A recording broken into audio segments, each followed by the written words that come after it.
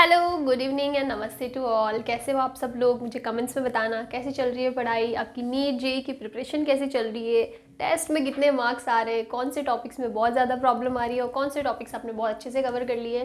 सारी चीज़ें मुझे कमेंट्स में बताना। और किसी टॉपिक में बहुत ज़्यादा प्रॉब्लम हो रही है तो मुझे बिल्कुल बताना, मैं उस पर ऊपर पहले वीडियो लेके आ जाऊँगी। तो चलो हम लोग आज स्टार्ट करते हैं। तो आज का हमारा टॉपिक है डायमेंशन एनालिसिस।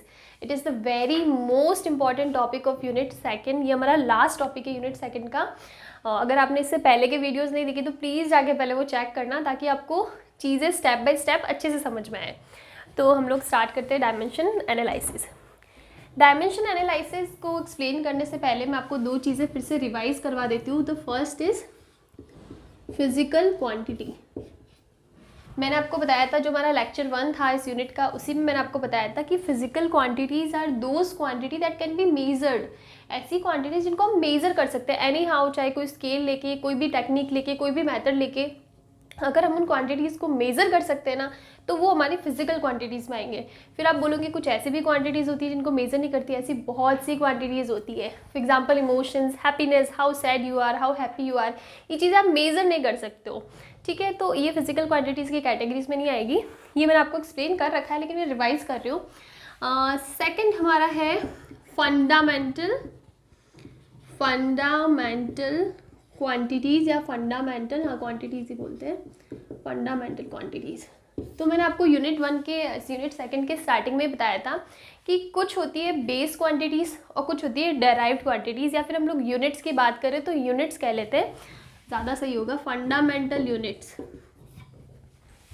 तो फंडामेंटल यूनिट्स बेसिक हमारे पास 7 यूनिट्स होती है। मैंने फर्स्ट वीडियो में सब कुछ अच्छे से एक्सप्लेन करा है, तो प्लीज़ जाके वो चेक करना, ताकि आपको ये चीज़ें ईजी हो जाए समझने के लिए।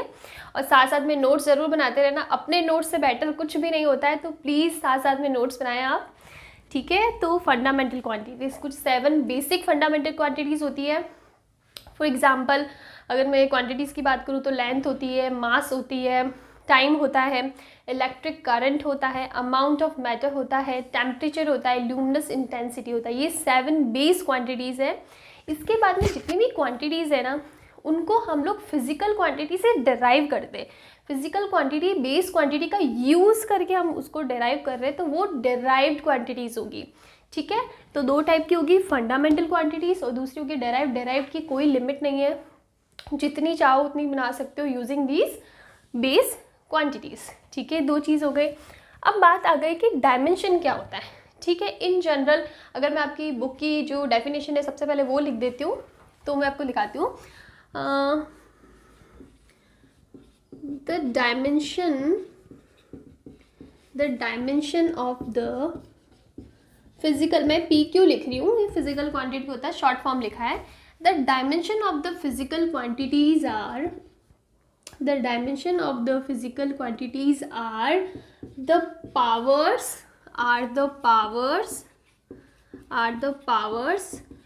to which the base quantities are raised to represent that physical quantity. This is the definition. Repeat after me. The dimension of the physical quantities are the powers to which the base quantities are raised to represent that physical quantity. So जो भी definition है उसको देख के लग रहा होगा कि यार ये क्या बड़ी चीज़ आ गई, भयानक सी चीज़ आ गई, समझ में नहीं आ रही है। तो टेक योर टाइम, मैं आपको एक्सप्लेन कर रही हूँ अच्छे से। हाँ, इस चीज़ से एक और चीज़ याद आई कि जब भी हम किसी नए फेज़ में एंटर करते हैं ना, तो कुछ दिन तक हम बहुत ज़्यादा एंशियस रहते हैं कि यार हमसे नहीं हो पा रहा, मैं क्या करूँ, मुझसे तो हो ही नहीं रहा है, मैंने बहुत ट्राई करा, ऐसा वैसा। तो ये चीज़ बहुत ही कॉमन है जब भी आप किसी नई चीज़ में, नए फेज़ में एंटर करते हो, चाहे वो पढ़ाई से रिलेटेड हो, अपने कॉम्पिटिटिव एग्जाम की तैयारी के लिए कोचिंग कर रहे हो, नई क्लास में एंटर कर रहे हो, तो ये चीज़ फील करना बहुत ही कॉमन है। तो बस टेक योर टाइम, अपने आप को टाइम दीजिए, अपने सब्जेक्ट को टाइम दीजिए, या फिर जिस भी चीज़ से आप परेशान हो रहे हो उसको टाइम दीजिए। टाइम के साथ साथ आप वो चीज़ें बहुत इजीली अडॉप्ट कर लोगे, कोई टेंशन की बात नहीं है। तो वैसे ही जो डेफिनेशन है इसको भी 2 मिनट का टाइम दीजिए, मैं भी अच्छे से एक्सप्लेन कर दूँगी, देखते ही डरने की ज़रूरत नहीं है। Okay, so this is the definition. अब इसको मैं जो लैंग्वेज है इसको मैं एक फॉर्मूले की फॉर्म में आपको एक्सप्लेन करती हूँ, तो आपको समझने के लिए बहुत ही ईजी हो जाएगा। तो इसमें क्या लिखा है, the dimension of the physical quantity. ठीक है, हम कोई भी फिजिकल क्वांटिटी ले लेते हैं, फॉर एग्जांपल वॉल्यूम। ठीक है, हमने ले लिया है वॉल्यूम। वॉल्यूम का फॉर्मूला क्या आता है, for example we are taking volume of a cube, तो वो क्या होता है, ए क्यूब। ए क्यूब मतलब इसकी कोई भी एक साइड उसका क्यूब। नाउ ए क्या है, हमारी साइड। साइड मतलब लेंथ या फिर डिस्टेंस। ठीक है, तो ये जो लेंथ है वो हमारी बेस क्वांटिटी होती है, लेंथ बेस क्वांटिटी के अंदर आता है। तो हमारी जो डेफिनेशन है वो भी ये बोल रही है, द फिजिकल क्वांटिटीज़। आप पहले दो चीज़ को देखो, physical quantities and base quantity. ये हमारी फिजिकल क्वांटिटी हो गई, ठीक है, जो डेराइव्ड वाली हो गई। ये हमारी बेस क्वांटिटी हो गई, मैं इसको बी क्यू लिख देती हूँ। ठीक है, दो चीज़ आ गई। अब अगर मुझे वॉल्यूम को फिजिकल क्वांटिटी की टर्म में रिप्रेजेंट करना है तो मैं क्या करूँगी, v equals to L cube लिख सकती हूँ, बिकॉज साइड को मैंने लिख दिया लेंथ और लेंथ का क्यूब कर दिया, तो हो जाएगा v equals to L cube. ठीक है, ये तो हो गया। लेकिन अब इसको हमको डायमेंशन में चेंज करना है ना, तो हम लोग क्या करेंगे, इसको लिखेंगे स्क्वायर ब्रैकेट के अंदर। ये जो स्क्वायर ब्रैकेट है ना वो शो करता है डायमेंशन। अगर इन जनरल अगर मैं ये नहीं लगाती हूँ ना ब्रैकेट, तो नॉर्मल फॉर्मूला हो जाएगा v is equal to L cube. This is a very basic mathematical formula, इसमें डायमेंशन जैसा कुछ नहीं होगा। डायमेंशन को रिप्रेजेंट करने के लिए हमको स्क्वायर ब्रैकेट लगाना बहुत ज़रूरी है। ठीक है, तो अब देखो, अब हम लोग इस डेफिनेशन को फिर से पढ़ते हैं। The dimension of a physical quantity, this is the dimension of a physical quantity, are the powers to which are the powers, this is the powers, are the powers to which the base quantity are raised। ये base quantity है L, इसके ऊपर power लगा दी और ये represent कर रही है हमारी किसको, दूसरी फिजिकल क्वांटिटी को।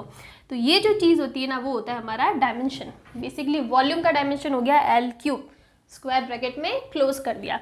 This is the very basic definition. ठीक, जो बेसिक डेफिनेशन है डायमेंशन की वो पढ़ ली। अब हम लोग कुछ बेसिक डिराइव्ड क्वांटिटीज़ हम लोग निकालते हैं यहाँ पे, ताकि आपको आगे पढ़ने में इजी हो जाए। फॉर एग्जांपल हमको निकालना है, हमने वॉल्यूम का निकाला एल क्यूब, फॉर एग्जांपल हमको निकालना है वेलोसिटी। ठीक है, तो वेलोसिटी क्या होता है, डिस्टेंस अपॉन टाइम। तो डिस्टेंस को हम लिखेंगे एल, इसको लिखेंगे टी। तो वेलोसिटी का जो डायमेंशनल फॉर्मूला होगा ना वो क्या हो जाएगा, एल टी माइनस 1। ठीक है, इसी टाइप से हमको निकालना है एक्सीलरेशन का, तो ये क्या हो जाएगा, ये होता है डिस्टेंस वेलोसिटी अपॉन टाइम। तो इसको हम लिख सकते हैं, वेलोसिटी का क्या होता है, L T minus 1 upon T.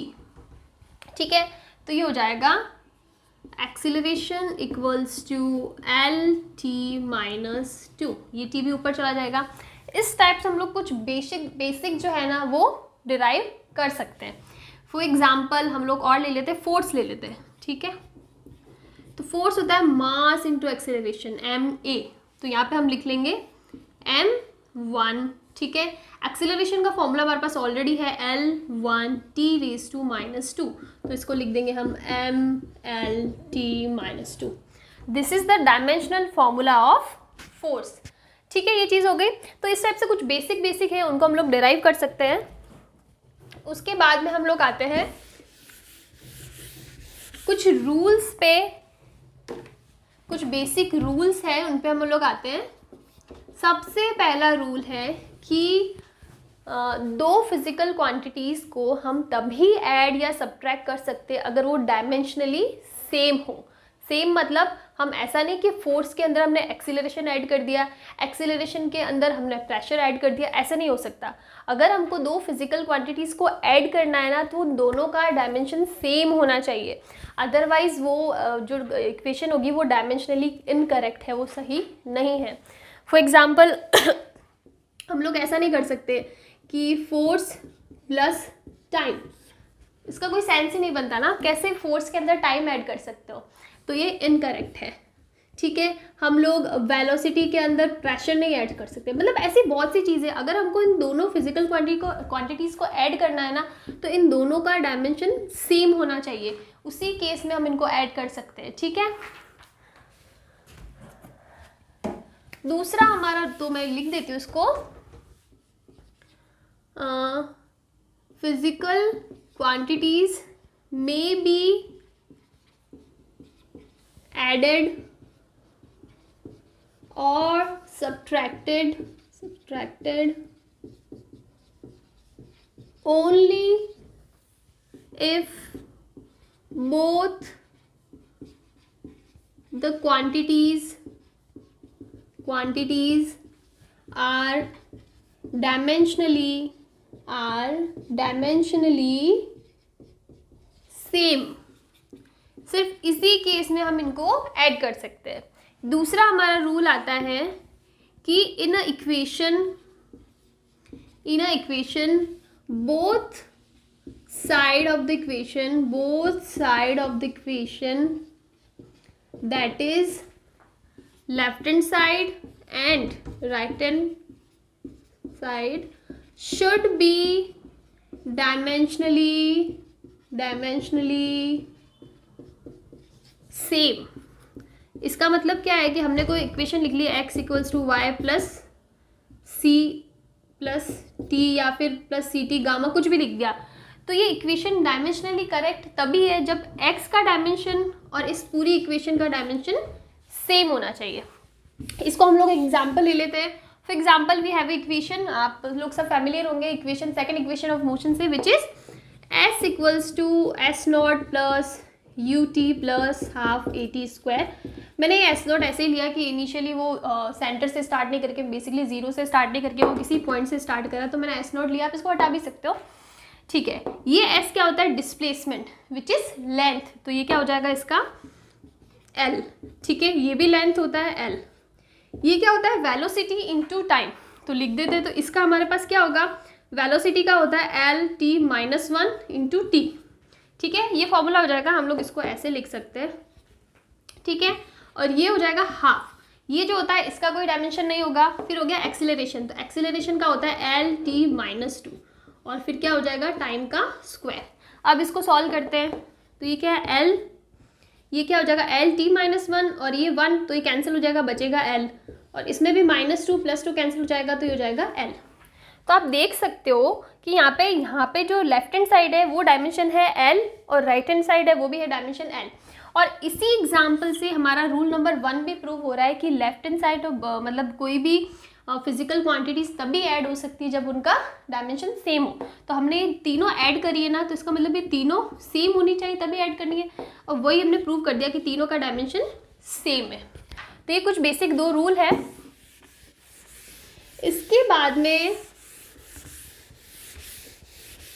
कुछ और रूल तो नहीं, लेकिन कुछ कंडीशंस है, विच इज़ कि अगर कोई ट्रिग्नोमेट्रिक इक्वेशन है या फिर कुछ एक्सपोनेंशियल की चीज़ में, कुछ लॉग की फॉर्म में, ठीक है, तो उस केस में वो जो क्वांटिटीज़ होगी ना वो डायमेंशन लेस होगी।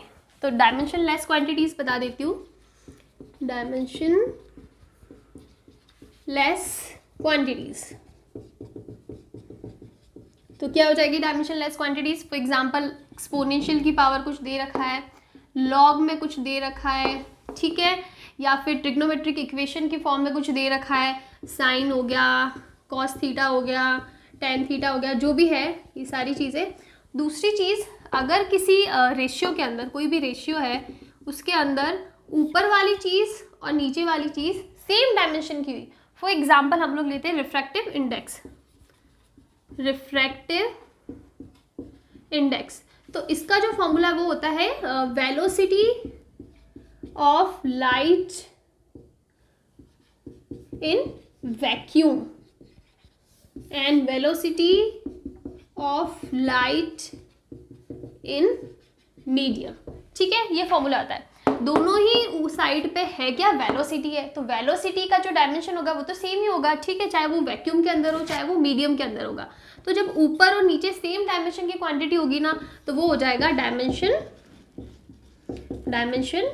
लेस, ठीक है। ये कुछ कंडीशंस है कि एक्सपोनेंशियल हो गया, लॉगरिथमिक कुछ आ गया, ट्रिग्नोमेट्रिक में कुछ आ गया, या फिर ऐसा कुछ रेशियो आ गया जहाँ पे ऊपर नीचे दोनों जगह सेम डायमेंशन की क्वांटिटी है, तो वो डायमेंशन लेस क्वांटिटीज होगी, ठीक है। अभी हम लोग एक एग्जाम्पल लेते हैं। एक होता है principle of homogeneity,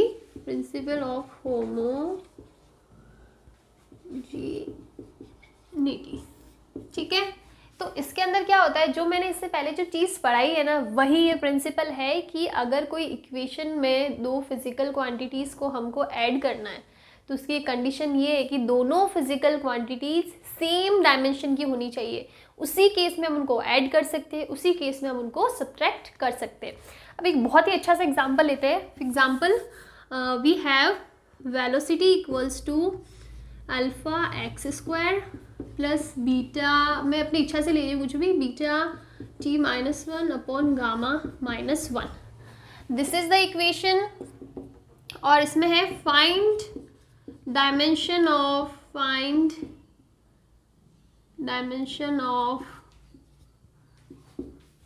alpha beta and gamma. ठीक है, तो ये हमको क्वेश्चन दे रखा है कि हमको वेलोसिटी दे रखी है, दिस इज वेलोसिटी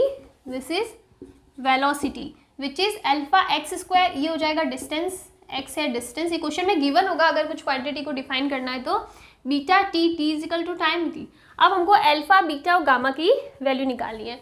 हमने इससे पहले जो दो रूल पढ़े थे ना कि मैथमेटिकली अगर हमको डायमेंशनली इक्वल इक्वेशन करनी है तो लेफ्ट हैंड साइड और राइट हैंड साइड सेम होना चाहिए, और अगर कुछ ऐड सब्ट्रैक्ट करते हैं तो दोनों फिजिकल क्वांटिटीज़ का डायमेंशन सेम होना चाहिए।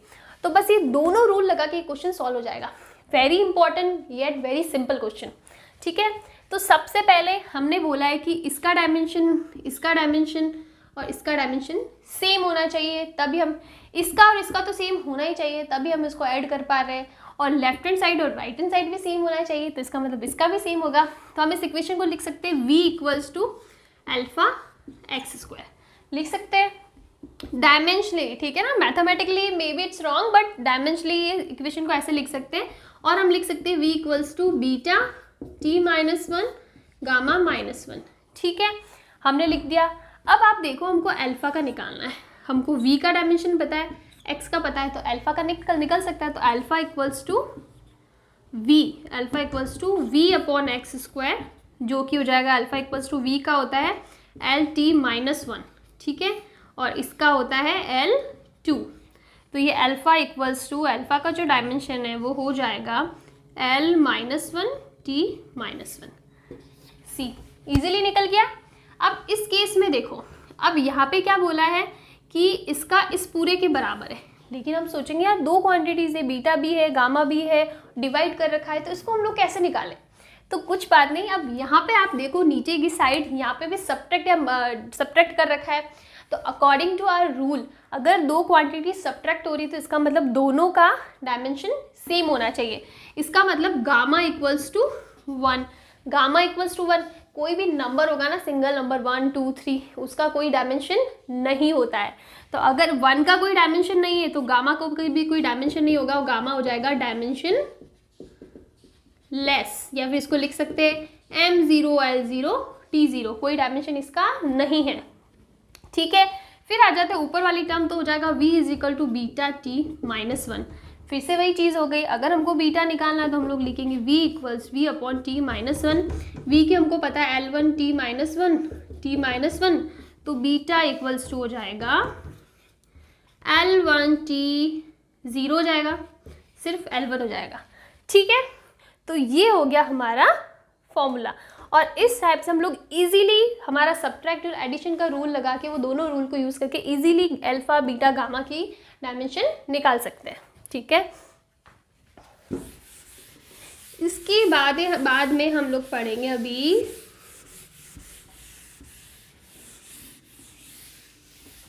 बहुत ही इंपॉर्टेंट चीज़ है, इट्स वेरी इंपॉर्टेंट। इसका मतलब है, पहले मैं आपको एक्सप्लेन कर लेती हूँ, फिर मैं यहाँ पे लिख दूंगी कि अगर कोई भी इक्वेशन डायमेंशनली करेक्ट है, इसका मतलब उसका लेफ्ट हैंड साइड और राइट हैंड साइड का डायमेंशन सही है, तो इसका मतलब ये बिल्कुल भी नहीं है कि वो इक्वेशन मैथमेटिकली करेक्ट है। ठीक है, फर्स्ट चीज़ ये हो गई। दूसरी चीज़, अगर कोई इक्वेशन डायमेंशनली इनकरेक्ट है कि उसका लेफ्ट हैंड साइड और राइट हैंड साइड इक्वल नहीं है, तो वो मैथमेटिकली करेक्ट हो ही नहीं सकती। ठीक है मुझे लग रहा है थोड़ा सा कंफ्यूजन हो जाएगा, मैं पहले लिख देती हूँ। So the first is if an equation is dimensionally correct then it's not necessary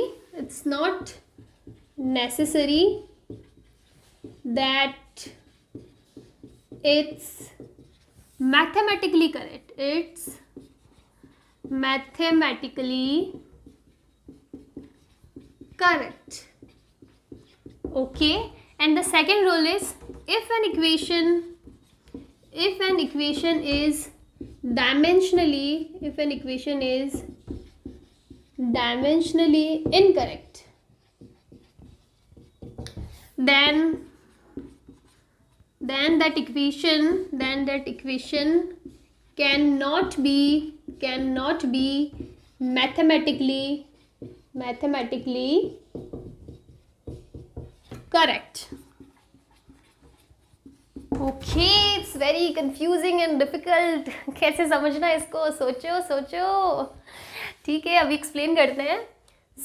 इसको भी हम लोग एग्जाम्पल लेते हैं. देखो यार, फिजिक्स की सबसे बढ़िया चीज़ क्या है, फिजिक्स या साइंस की किसी भी सब्जेक्ट की सबसे बढ़िया चीज़ क्या है कि अगर कुछ थ्योरी में समझ में नहीं आ रहा ना, आप कोई भी एग्जाम्पल ले लो. एग्जाम्पल से चीज़ें ना इतनी जल्दी क्लियर हो जाती है कि थ्योरी को समझने की ज़रूरत ही नहीं पड़ती है. तो हम भी एक एग्जाम्पल लेते हैं. For example we have the equation of energy. ठीक है, we have the equation of kinetic energy. Let's say kinetic energy equals to half mv². Okay, ये इक्वेशन सबको पता होगी. नहीं पता होगी तो आप आगे वाली क्लासेस में पढ़ लोगे. Now we have another equation k equals to 13/16 mv². ठीक है, हमने दोनों इक्वेशन ले ली. अब आप इसका डायमेंशन निकालो और इसका डायमेंशन निकालो, दोनों सेम आएगा. ठीक है, आप चेक कर लो, इसका डायमेंशन निकालो और इसका निकाल के देखो, एनर्जी का निकाल के देखो और फिर इसका निकाल के देखो. This is mathematically correct, also dimensionally correct. मैंने चेक कर लिया, आप भी अपनी कॉपी में जाके एक बार चेक करना कि डायमेंशनली करेक्ट है या नहीं है. ठीक है, तो अगर इस इक्वेशन की बात करूँ तो ये मैथमेटिकली भी करेक्ट है क्योंकि आपने पढ़ा है कि k इक्वल्स टू mv² होता है. और डायमेंशनली आप चेक करना, वो भी करेक्ट है. ठीक है, अब हम सेकेंड इक्वेशन की ओर आते हैं. तो दिस इज डायमेंशनली करेक्ट. क्यों? बिकॉज ये जो 1/2 होगा 13/16 है, इनका तो कोई डायमेंशन होता ही नहीं है. तो पीछे बचा mv², तो वो तो दोनों में सेम है. तो वो दोनों में सेम है तो दोनों का डायमेंशन भी सेम ही आएगा. तो basically this equation is dimensionally correct. लेकिन क्या ये मैथमेटिकली करेक्ट है? क्या आपने कभी कोई ऐसा फॉर्मूला पढ़ा है कि 13/16 mv²? नहीं, यहाँ पे हाफ के अलावा और कुछ भी नहीं हो सकता है. ठीक है, तो इसका मतलब ये इक्वेशन डायमेंशनली तो करेक्ट है लेकिन मैथमेटिकली करेक्ट नहीं है, जो हमारा पॉइंट नंबर फर्स्ट प्रूव करता है कि इक्वेशन इज डायमेंशनली करेक्ट. इसका मतलब ये नहीं है कि इट्स मैथमेटिकली करेक्ट. लेकिन कोई इक्वेशन डायमेंशन में ही सही नहीं आ रही है ना, तो वो मैथमेटिकली तो करेक्ट हो ही नहीं सकती. For example we can write again energy equals to mgt. ठीक है, हमने ये लिख दिया. अगर मैं इसको चेक करूँगी ना तो ये मैथमेटिकली भी करेक्ट है कि बिकॉज E इक्वल्स टू क्या होता है, mgh. पोटेंशियल एनर्जी की बात करिए तो वो mgh होता है. मैंने h की जगह t लगा दिया, तो मैथमेटिकली तो ये इनकरेक्ट हो ही गई. और ये डायमेंशनली भी इनकरेक्ट है क्योंकि आप इसका डायमेंशन निकाल के चेक कर लेना अपनी कॉपी में, ये भी इनकरेक्ट ही आएगा. तो अगर कोई इक्वेशन डायमेंशन से सही है तो ऐसा ज़रूरी नहीं है कि वो मैथमेटिकली भी सही हो. भी सकता है, ऐसा नहीं बोल रही नहीं होगा, लेकिन ऐसा ज़रूरी नहीं कि सभी केसेस में वो मैथमेटिकली करेक्ट हो. लेकिन अगर वो डायमेंशनली सही नहीं है ना तो मैथमेटिकली तो सही हो ही नहीं सकती. ठीक है,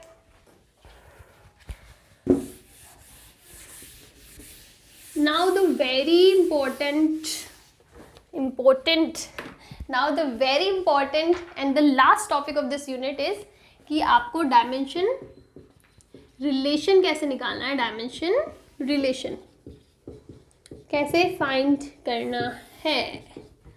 ठीक है, तो इसको भी हम लोग एग्जाम्पल में समझते हैं. अरे थ्योरी की तो ज़रूरत ही नहीं पड़ती, फिजिक्स में एग्जाम्पल से सारा काम हो जाता है. ठीक है, तो for example we have a question कि the time of the pendulum, time period of a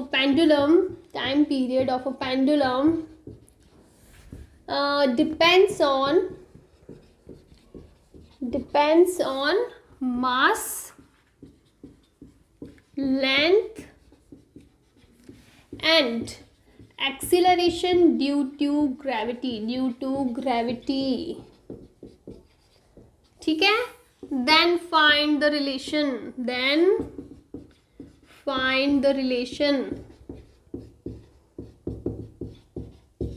okay निकालिए सब लोग पहले अपनी कॉपी में, फिर मैं निकालूंगी, ठीक है। 2 सेकंड का पॉज दीजिए या फिर अपने वीडियो को पॉज कर लीजिए और आप पहले इसको सॉल्व कीजिए। नहीं होगा तो मैं तो करूँगी, लेकिन आप अपने ऊपर से भी ट्राई कीजिए, ठीक है। हम लोग स्टार्ट करते हैं, ठीक है। ये क्वेश्चन हो गया।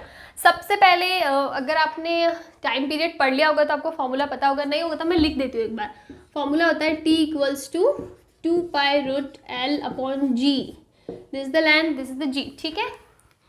और अगर मैं 2π, जब हम लोग डायमेंशन की बात करेंगे ना तो वो प्रोपोर्शनल वाली चीज़ सही हो सकती है, तो हम इसको लिखेंगे T is proportional to L/G, because 2π मैंने आपको बताया था कि 2π या कुछ नंबर होगा तो वो डायमेंशन लेस होता है, तो वो नॉर्मली हम लोग डेराइव नहीं कर पाते। This is the major drawback of this dimension relation, कि हम लोग मैथमेटिकली एग्जैक्टली प्रूव नहीं कर पाते कि 2π आएगा 4 आएगा, बिकॉज वो डायमेंशन लेस क्वांटिटी होती है, ठीक है। ये तो हमारा आंसर होना चाहिए, ठीक है। अब हमको निकालना कैसे है वो हम लोग यहाँ पे सॉल्व करेंगे।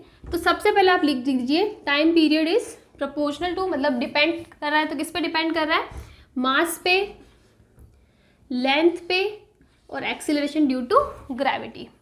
अब मैं मान लेती हूँ कि m की किसी पावर पे डिपेंड कर रहा है, l की कोई पावर है, g की कोई पावर c, इसका मतलब कि अभी हमको नहीं पता है कि क्या रिलेशन है, तो हम लोग ने बस ऐसे कंसीडर कर लिया कि ये m की पावर a पे डिपेंड करेगा, l की पावर b पे डिपेंड करेगा, g की पावर c पे डिपेंड करेगा, ठीक है। हम लोगों ने बस ऐसे एज्यूम कर लिया है, इमेजिन कर लिया है कि ऐसा कुछ होना चाहिए।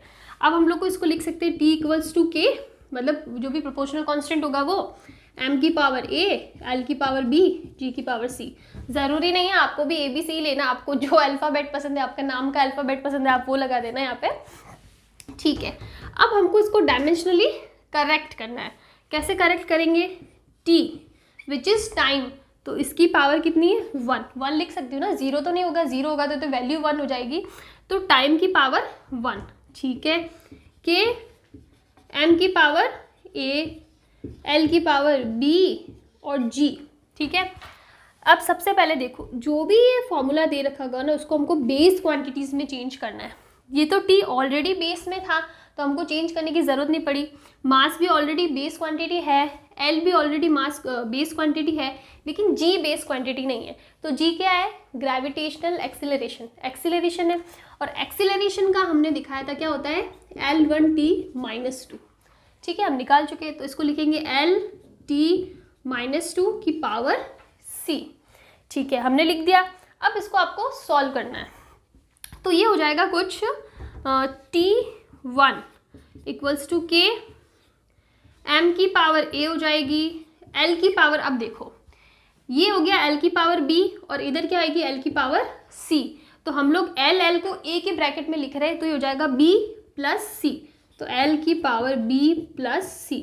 और t की पावर बात करें तो t यहाँ पे भी नहीं, यहाँ पे भी नहीं, सही यहीं पे है, तो ये हो जाएगा t की पावर -2c, ठीक है। ये चीज़ आ गई। अब हमको कुछ भी नहीं करना है, मैथमेटिक्स लगा के कंपेयर करना है। तो ये कैसे होगा, मैं यहाँ से थोड़ा सा साफ कर लेती हूँ, क्वेश्चन आप ऑलरेडी पढ़ चुके हैं इसलिए।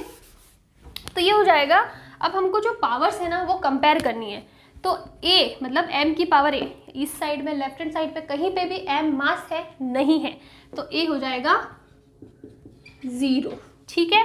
अब l की बात करते हैं, l की पावर है b + c, क्या इस साइड में कहीं पे l है, नहीं है, तो ये हो जाएगा b + c = 0। अब t की पावर है -2c, क्या इस साइड पे t है, उसकी पावर कितनी है 1, तो हो जाएगा -2c = 1, ठीक है। 3 इक्वेशन आ गई, ये तो 0 ही हो गया, बात खत्म हो गई। इस इक्वेशन को सॉल्व करते तो c = आएगा -1/2, ठीक है। अब c की वैल्यू हम इस इक्वेशन में पुट करेंगे तो क्या हो जाएगा, b - 1/2 = 0, तो b = 1/2। तो basically we have a = 0, b = 1/2 and c = -1/2। तो बस आपको ये जो वैल्यू है ना वो यहाँ पे पुट करनी है। तो ये क्या हो जाएगा, = k, m की पावर तो हो गई 0, l की पावर हो गई b विच इज़ 1/2 और g की पावर हो गई c विच इज़ -1/2। और ये जो फॉर्मूला है ना, इसको हम लोग ऐसे लिख सकते हैं t equals to k, m0 मतलब कोई उसकी कोई मतलब ही नहीं यहाँ पे लिखने का, l की पावर 1/2, तो ये l की पावर 1/2 हो जाएगा, g की पावर -1/2, तो हम लोग ऐसे लिख सकते हैं। अब आप चेक करो इस फॉर्मूले को और जो हमने पहले एक्चुअल में जो फॉर्मूला लिखा था वो दोनों सही है, इसका मतलब हमारा आंसर सही निकला है। तो इस टाइप से हमको डायमेंशनल एनालिसिस यूज़ करके कैसे डायमेंशन के फॉर्मूलाज हमको जो टर्म्स है उनको चेंज करना वो लोग कैसे कर सकते हैं। तो this is very easy, this is the final topic of this unit, यहाँ पे कंप्लीट होता है। इसके अलावा बहुत से न्यूमेरिकल्स भी है जो प्रीवियस ईयर के पेपर्स में आ चुके हैं। और इसके अलावा एक इम्पॉर्टेंट टॉपिक है स्फेरोमीटर, वर्नियर कैलिपर्स है उसका, तो वो अभी आपके यूनिट में तो नहीं है, वो नीट और जेईई में बिल्कुल आता है। तो वो आप मुझे कमेंट करके बताओगे तभी मैं उस पर वीडियो बनाऊँगी, अदरवाइज़ मैं वीडियो बना के क्या करूँगी अगर आप लोग देख ही नहीं रहे हो तो प्लीज़ मुझे कमेंट करके बताना अगर उसके ऊपर वीडियो बनाना। और इसके बाद में हम लोग, अगर आप चाहते हो तो मैं एक अलग से पूरा वीडियो लेके आ सकती हूँ जिसमें हम सिर्फ न्यूमेरिकल सॉल्व करेंगे, ऐसे न्यूमेरिकल्स जो प्रीवियस ईयर के पेपर में आ चुके हैं। तो थैंक यू।